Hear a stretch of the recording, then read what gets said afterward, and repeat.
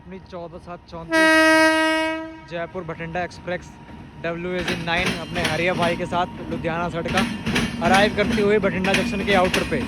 ये देखो diamond crossing, आवाज़ सुनना भाई।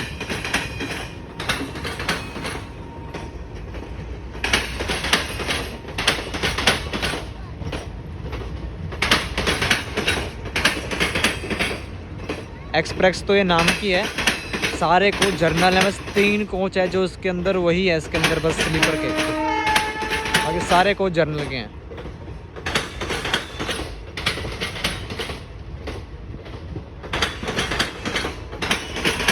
डायमंड क्रॉसिंग की आवाज़ सुनिए भाई।